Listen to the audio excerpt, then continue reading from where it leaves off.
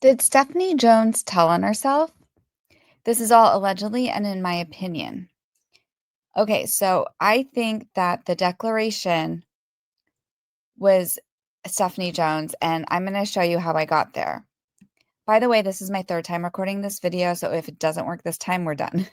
All right, so basically yesterday I did a Q&A with Leanne, and I'll link it in the comments, but we were going over that declaration and, trying to figure out who it was. And then I was like I wanted to find the quote and I looked it up after the stream again. And I realized that Miss Lively or Mr. Reynolds are not actually in the quotes. So they have this whole long quote, but Lively is not in the quotation marks. So we don't actually know that he's referencing Lively because they're not showing us that. And in fact, the timestamps are even more wild to me because one is at the 3-minute mark, and then it jumps to like 20 minutes, over 20 minutes later to the 26-minute mark, and then it goes backwards to the 25-minute mark. So it's like they sliced and diced this like audio recording, put things out of order, didn't even include the quoted reference if this was actually, referring to Lively, and then try to make it seem like this cohesive threat against them. And that just, did not really sit well with me. So, oh, by the way, it was a dual stream. So I saw one of the comments on Leanne's stream from House of Chatter, and it got me thinking because they said August 24th, Jones fired Nathan.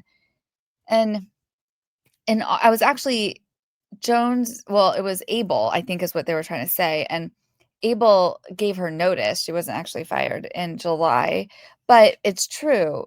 I needed to go back to August. And, in the memorandum, the first quote is attributed to August 6th, and then this mysterious one that is later in August. And so I wanted to look at the footnote again. And it said this person had concerns with Mr. Baldoni, who they found to be verbally abusive, which resulted in him not being allowed on the set of the other project or involved in its marketing or publicity. Notice this doesn't say of a other project. It says of the other project. Okay, that's really important because if you look at this is from the amended complaint. It says Mr. Sarowitz confessed to another witness, an individual who was working with Wayfair on an unrelated project. So that's just like on an unrelated project. And then it says, and then it says the footnote there says, as with the other witness not named in this complaint, the individual whom Mr. Sarowitz made these statements has given Lively permission to share this incident and will testify to its effect. Which again just kind of seems like, something Jones would do because they're kind of the Van Sham sisters and they're in this together. So this made me reread the entire timeline, at least, starting in the 2024. And when you get to August, it's pretty clear, Jones is not having the best August. Like of everyone in this whole saga, I feel more I highly believe that this is Stephanie Jones. And just to preface this, I actually had thought it was Liz Plank this whole time. And now I've totally changed my mind. So here we go. So on August 9th, Heath calls Jones to clarify that due to the sensitivity of the situation, he feels more comfortable with Abel leading communications rather than Jones. Heath reiterates that Jones should refrain from taking any action on behalf of Baldoni or Wayfair until further notice. At the time, Heath was in Chicago with Baldoni and Abel, and they all agreed that Abel, with firsthand knowledge and the most up-to-date information, was the best person to handle communications. Jones does not take this well and launched into a tirade, insisting that she will speak to whomever she pleases and that Wayfair cannot stop her from, quote, clearing her name. The day prior, Heath had texted Jones demanding that she not communicate with anyone on behalf of Wayfair or Baldoni. So shots fired. August 14th. As discussed here and above, in early August 2024, Jones inserted herself into the situation, attempting to sideline Nathan and Abel. The issue, however, was that Jones had deliberately distanced herself from Wayfair's leadership's communication strategy and internal decision-making, citing her focus on higher-profile clients. Wayfarer had no objections to Jones's disengagement, as Abel was their trusted advisor, and they had no interest in becoming entangled in Jones' work's internal politics. Furthermore, Jones had been on a family vacation during the critical period of the press campaign and film premiere. Despite her physical distance, Jones' attempts to intervene were clumsy, unwelcome, and sporadic. As she tried to create drama and undermine Abel's authority, Wayfarer and Baldoni remained focused on managing the crisis at hand. On August 14th, 2024, in a final effort to position herself as the quote key player for Wayfarer's account, anticipating Abel's imminent departure from Jones' works, Jones sent a disorganized strategy outline and included a veiled threat to Wayfarer, reminding Heath of their contractual agreement. So, at this point, who has motive to throw Wayfarer under the bus? Stephanie Jones. And we'll get there. Actually, hold on 1 second, please. Okay.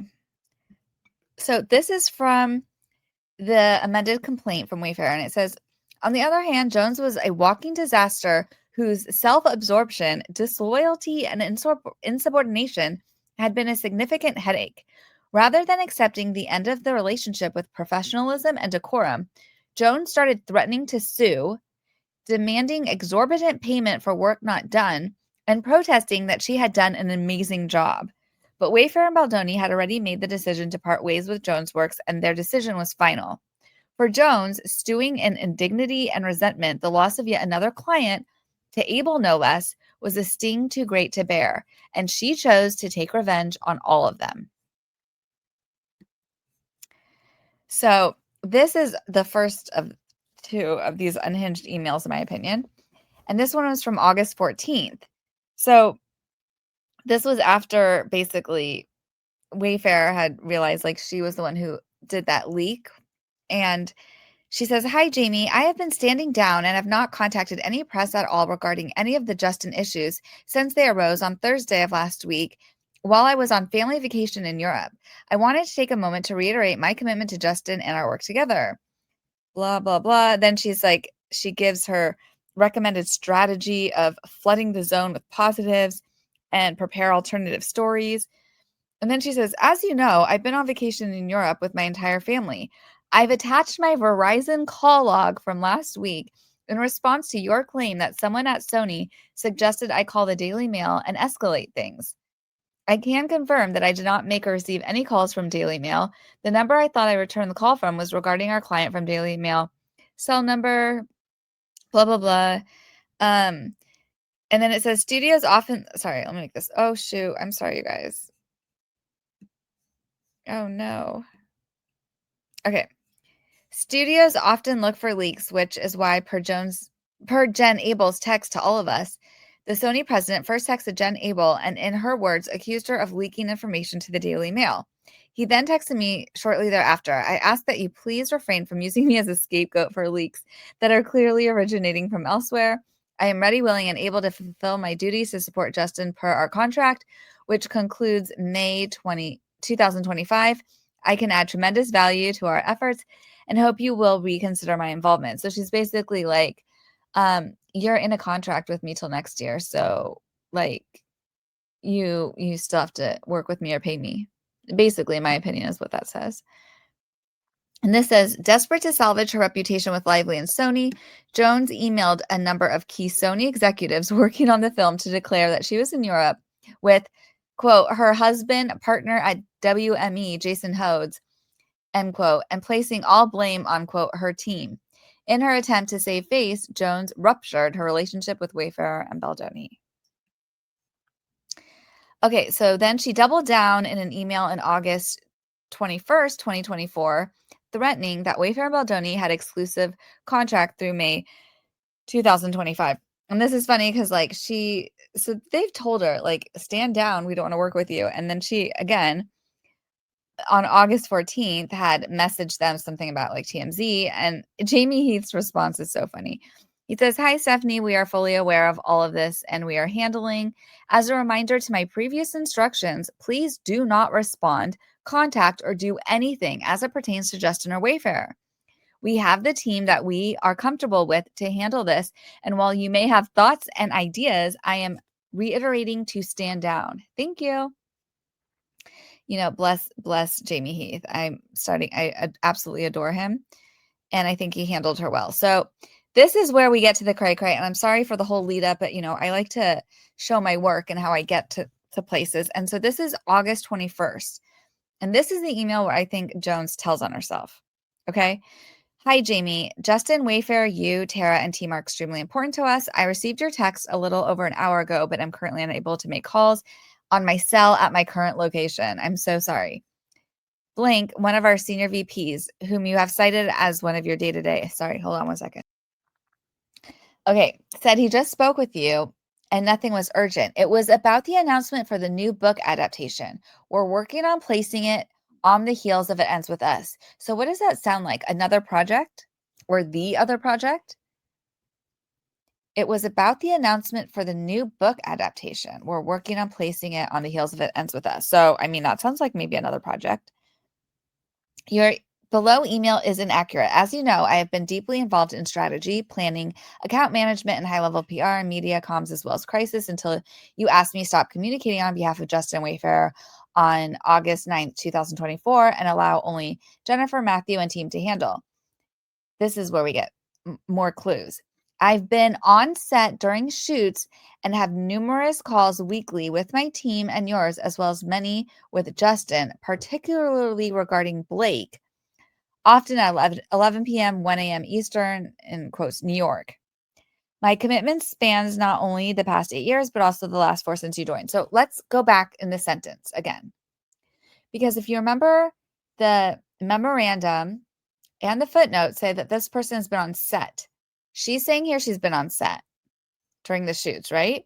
And then she says she's had numerous calls with her team and yours, with Wayfarers, right? Particularly regarding Blake. So the declaration is a call regarding Blake. And what is this, the New York part? It's very specific because what do we know about New York? It's a one-party state. You don't need consent from both parties to record.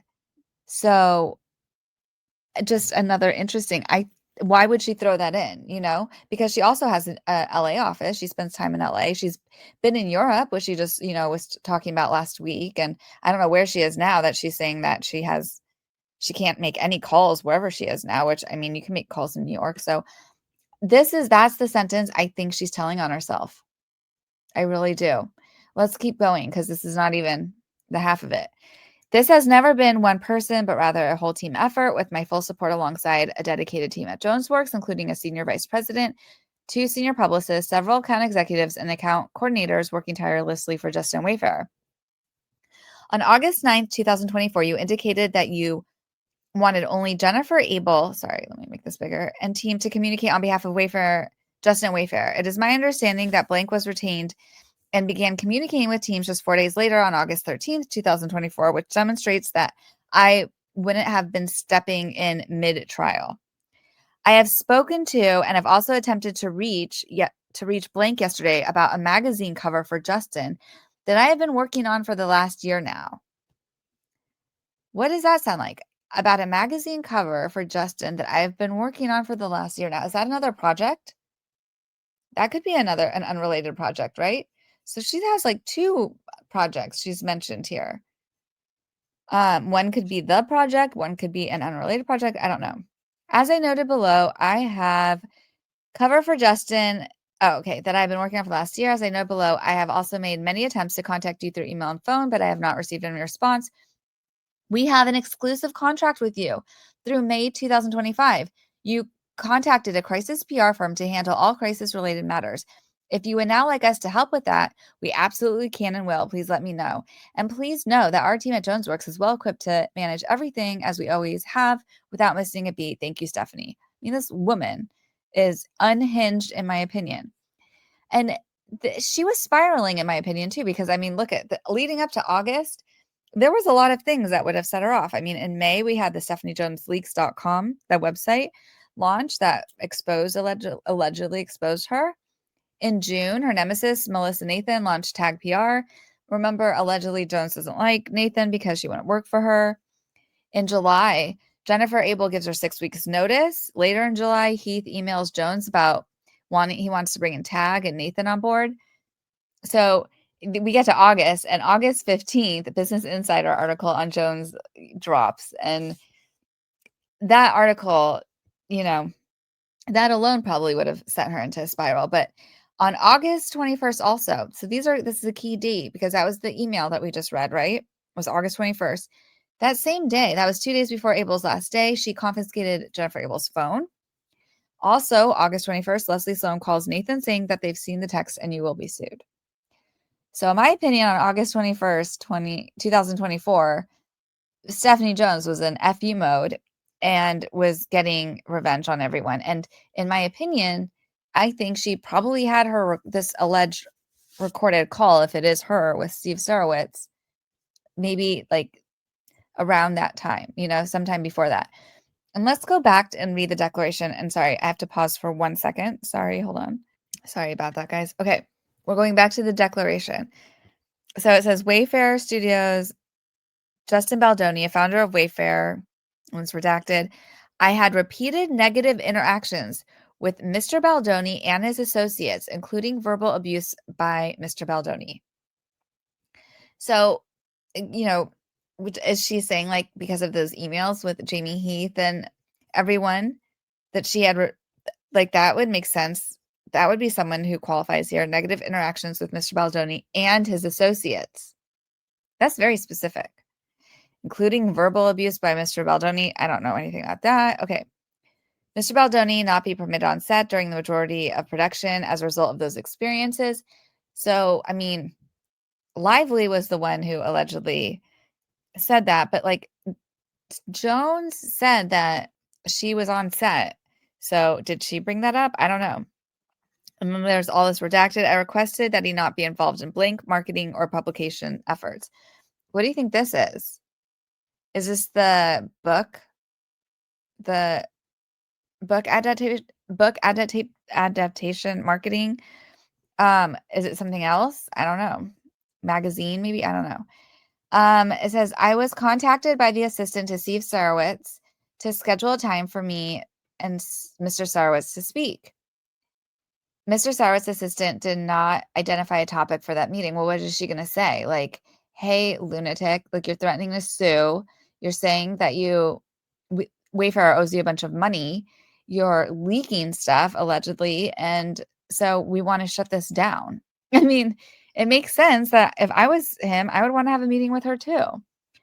And who else would have incentive at this time? Like I had really thought it was Liz Plank. It just, because of the way everything was worded, but I'm really starting to think it was Jones. And again, why else would she, want to be a witness for Lively? Well, remember the Van Sham sisters, as I call them, allegedly, Stephanie Jones gave Jen Abel's messages over to Lively, without even putting up a fight when she was served with this alleged Van Sham subpoena. And somehow she convinced Lively to fight for her and convinced Lively that her enemies were Lively's enemies. And now, everything's gone to crap. So that's just my opinion. I don't know what you guys think. This was just another little interesting nugget. But like when I was reading, I already forgot where this was from. Oh yeah, the amended complaint from Wayfair. It says, stunningly, the executive admitted that Lively and Reynolds brought the backlash on themselves. And I thought that was like, this should be a lot bigger of a story. That if these Sony executives were admitting that Blake and Ryan are the reason for their own alleged smear campaign. So, I mean, that's the end of my slides. I think I made it to the end. I think I didn't screw this up, but what do you guys think? Like, do you think it's Stephanie Jones also? I would love to, if you could leave your comments or if you could leave a comment in the comment section, that would be great. I've lost a lot of subscribers recently. I'm not really sure why. But all of your support is genuinely appreciated. And if you like this video, I will try to make more. Thank you guys. Bye.